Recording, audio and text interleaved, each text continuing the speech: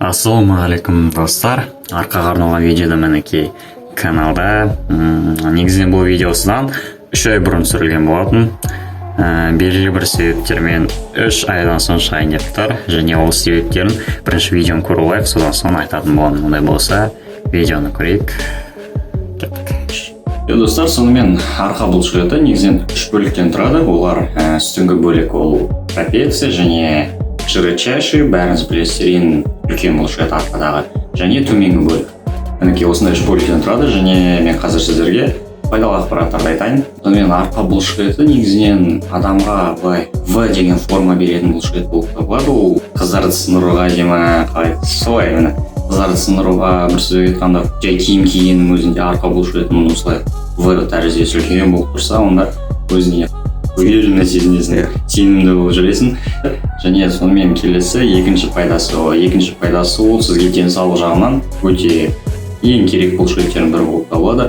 Бұл сіздің омыртқаңыз, яғни адамның қозғалысының бәріне жауап беретін омыртқаға өте көп пайдасын тигізеді. Арқа бұлшықеттеріңіз сіздің дамыған әрі мықты қатты болатын болса, онда сіз жүруге, ауыр вестер көтеруге және де арқаңыз көбісінде бүйтіп қалған ғой.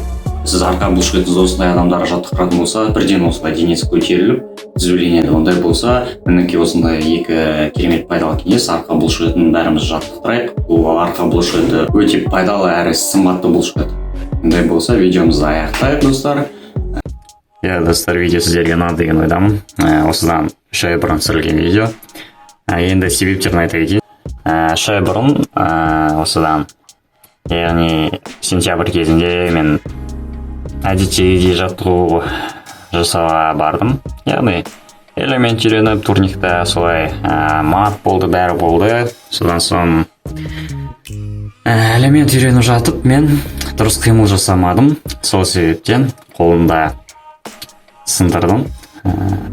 Содан соң спорттан уже осы аймен 3-ші ай болатын шығар, уже примерно спорттан 3 айға ұшып кеттім, бір сөзбен айтқанда.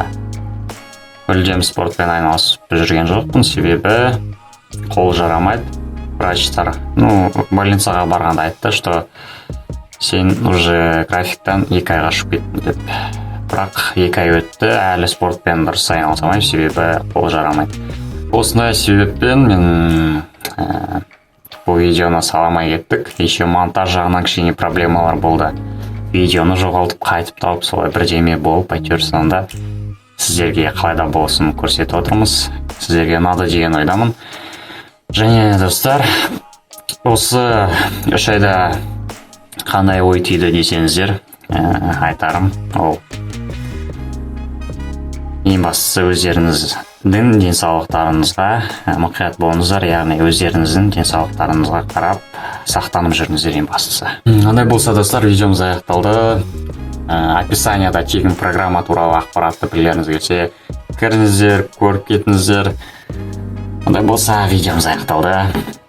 Жұмыс істеуді тоқтатпаймыз.